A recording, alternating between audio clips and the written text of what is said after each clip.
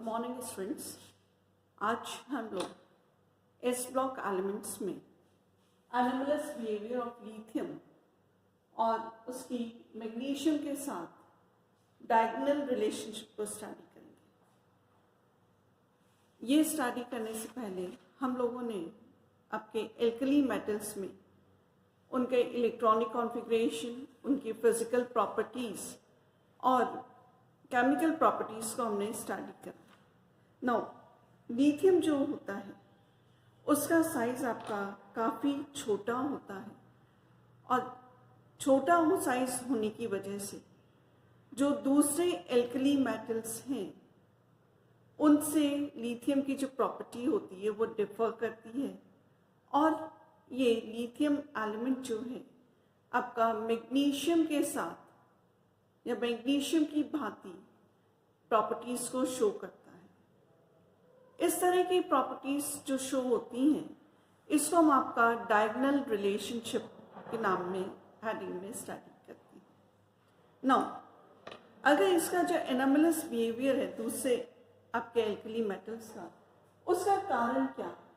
उसका कारण है क्योंकि लिथियम जो एटम होता है उसका साइज आपका काफ़ी छोटा होता है, यानी कि जब एटम का साइज छोटा है तो आयन का साइज भी आपका छोटा है और छोटा साइज होने की वजह से जो लिथियम एलिमेंट है इसमें आपका ध्रुवन करने की जो क्षमता होती है, यानी कि पोलराइजिंग पावर जो है लिथियम की वो काफ़ी अधिक रहती है और ये अधिक होने की वजह से, ध्रुवण क्षमता अधिक होने की वजह से इसका लिथियम के जो कंपाउंड्स होते हैं उसमें हमें आपका कोवलेंट कैरेक्टर मिलता है, यानी कि सहसंयोजक गुण हमें दिखाई देता है।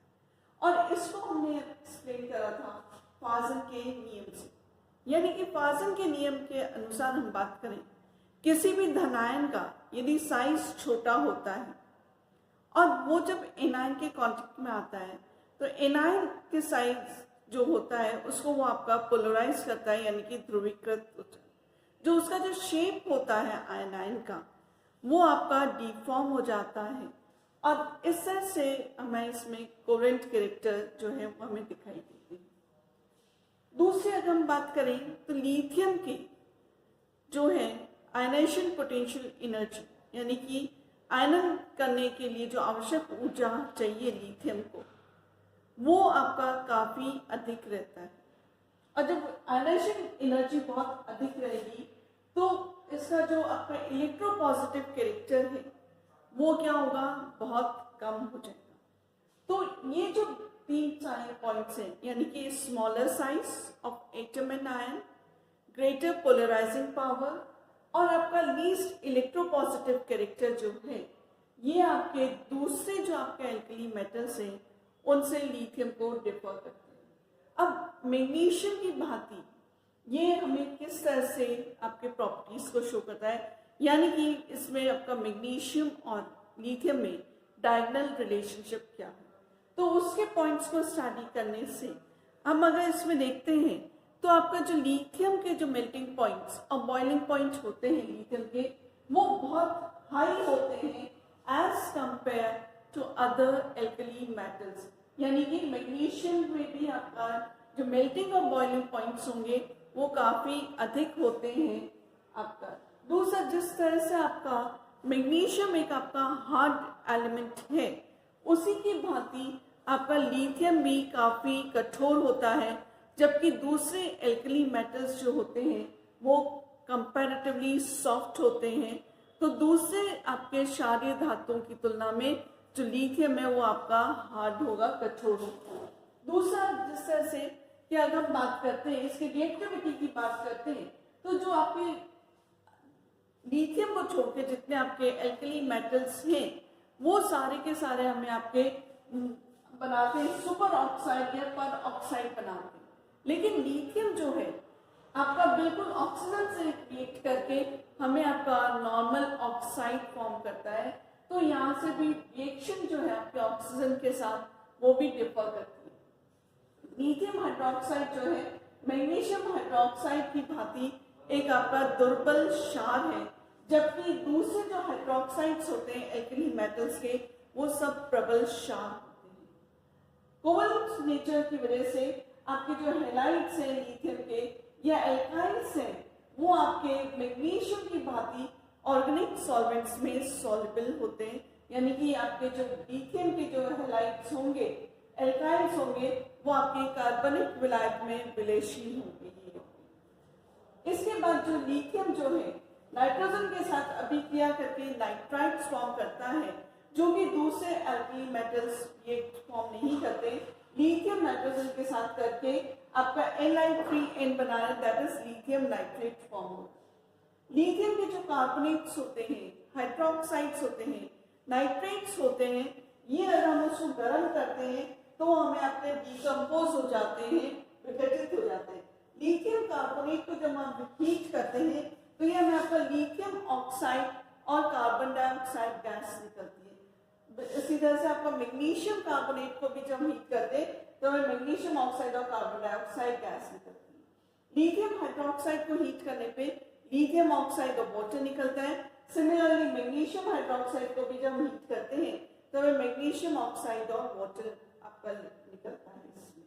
लिथियम के नाइट्राइड को जब हीट करते हैं तो इसका में लिथियम ऑक्साइड तो बनता ही है, उसके अलावा हमें आपको यहाँ पे NO2 गैस हमें फॉर्म होती है और ऑक्सीजन गैस इसमें आपके बॉन्ड होती है, दैट इज यहाँ पे NO2 और ऑक्सीजन गैस हमारे बॉन्ड होती है। सिमिलरली मैग्नीशियम के नाइट्रेट को जब हीट करते हैं तो इसे भी हमें आपको मैग्नीशियम का ऑक्साइड NO2 एंड ऑक्सीजन हमें आपका मिलता है। तो इस तरह से जो आपके प्रॉपर्टीज हैं लिथियम की, जो कि आपके मैग्नीशियम के समान बिल्कुल सिमिलर हैं, तो ये हमारे पास आपका जो है डायगोनल रिलेशनशिप जो है मैग्नीशियम की भांति जो है लिथियम भी हमें आपके प्रॉपर्टीज को शो करता है। इसके बाद जो हमारा आता है ग्रुप 2 मेटल्स आते हैं, यानी कि आपके आते हैं एल्कलाइन अर्थ मेटल्स आते हैं, जिसको कि हम आपका बोलते हैं क्षारीय मृदा धातु कहते हैं। ये क्षारीय मृदा धातु जो है ये हमारे आपके इस ग्रुप 2 में आते हैं। हमारे पास elements beryllium, magnesium, calcium, strontium, barium और रेडियम हमारे पास इसमें आता है। नाउ लास्ट एलिमेंट जो है रेडियम, ये हमारा आपका रेडियो एक्टिव होता है, यानी कि ये हमारा आपका विघटित होके हमें आपके रेडिएशन से एमिट आउट करता है। और रेडिएशन होते हैं हमारे alpha, beta and gamma radiation, जो कि हम आपका नॉर्मल रेडिएशन की बात हम आपका करते हैं। ग्रुप 2 के जो एलिमेंट्स होते हैं ये भी हमें आपका धात्विक प्रकृति को शो करते हैं, और धात्विक प्रकृति को हम आपका कह सकते हैं, यानी कि मेटेलिक कैरेक्टर शो करते हैं, मेटल्स की जैसे धातु की भांति एक्ट करते हैं या धातु की भांति इनके रिएक्शंस होते हैं। इन जो ग्रुप 2 के एलिमेंट्स हैं इनको हम आपका एल्कलाइन अर्थ मेटल्स क्यों कहा जाता है? इनको हम आपका एल्कलाइन अर्थ मेटल्स इसलिए कहते हैं क्योंकि ये जो मेटल्स जो है, जो कि आपके beryllium, magnesium, calcium, strontium, barium, radium जो हमारे पास है, ये हमें आपके नेचर में ऑक्साइड्स के फॉर्म में हमें मिलते हैं। और ये जब आपका जो इनके ऑक्साइड्स है वो काफी लंबे समय से या काफी प्राचीन काल से ये हमें आपके नोन थे इनके ऑक्साइड्स। और क्योंकि इनकी जो प्रकृति होती है क्षारीय प्रकृति होती है, और क्षारीय प्रकृति होने की वजह से इनको हम आपको बोलते हैं क्षारीय मृदा धातु, या हम इनको बोलते हैं एल्कलाइन अर्थ मेटल्स, हम इनको यहाँ पे कह सकते हैं, क्योंकि हमें ये ऑक्साइड के फॉर्म में मिल रहे हैं, प्लस साथ के साथ इनकी जो प्रकृति है वो हमारे क्षारीय प्रकृति होने की वजह से इनको हमने क्षारीय मृदा धातु बोला है। अगर हम इन एलिमेंट्स की इलेक्ट्रॉनिक कॉन्फ़िगरेशन की बात करें तो एक हम इसमें आउटर इलेक्ट्रॉनिक कॉन्फ़िगरेशन की बात करते हैं, तो इनका एक जनरल इलेक्ट्रॉनिक कॉन्फ़िगरेशन हो जाता है NS2, इसका जनरल इलेक्ट्रॉनिक कॉन्फ़िगरेशन है, और N की जो वैल्यू है वो हमारे 2 to 7 तक हमें इसमें आपका मिलती है। नाउ अगर इसके जो कंपाउंड्स होते हैं आपके सेकेंड ग्रुप के, वो सारे के सारे में आयनिक प्रकृति के आपके मिलते हैं, और इसमें से जैसे कि मैं पहले बताया आपको जो लास्ट एलिमेंट है रेडियम, ये हमारा आपका प्रकृति में आपका रेडियो एक्टिव नेचर में होता है इसका, यानी कि रेडियोधर्मी आपका होता है। हम इसमें इलेक्ट्रॉनिक कॉन्फ़िगरेशन की बात करते हैं तो बेरिलियम का एटॉमिक नंबर होता है 4, और इसके पहले जो आपका बेरिलियम से पहले जो आता है नोबल गैस आता है वो होती है हीलियम होता है। तो हम इसके इलेक्ट्रॉनिक कॉन्फ़िगरेशन को लिख सकते हैं He2s2, या हम इसको अगर हमें पूरा फॉर्म में लिखना है तो हम इसको लिखेंगे 1s2 2s2। तो 1s2 जो है कॉन्फ़िगरेशन जो है हीलियम का है, इसलिए हमने यहाँ पे इसको हीलियम लिख दिया। इसके बाद आपका आता है मैग्नीशियम। मैग्नीशियम से पहले जो नोबल गैस होती है वो होती है नियॉन, और इसका इलेक्ट्रॉनिक कॉन्फ़िगरेशन हो जाता है 3s2। कैल्शियम से पहले जिसका एटॉमिक नंबर 20, आर्गन इसके पहले आपका नोबल गैस है जिसका इलेक्ट्रॉनिक कॉन्फ़िगरेशन हो जाएगा 4s2। स्ट्रोंशियम से पहले क्रिप्टॉन आता है जिसका एटॉमिक नंबर 38 है, तो 5s2 हो जाता है। यानी कि अगर हम क्रिप्टॉन का इलेक्ट्रॉनिक कॉन्फ़िगरेशन देखते हैं तो इसमें आपका 4d10 कॉन्फ़िगरेशन हमें 4d8 कॉन्फ़िगरेशन हमें आपका मिलेगा, सॉरी 4p8 कॉन्फ़िगरेशन मिलेगा।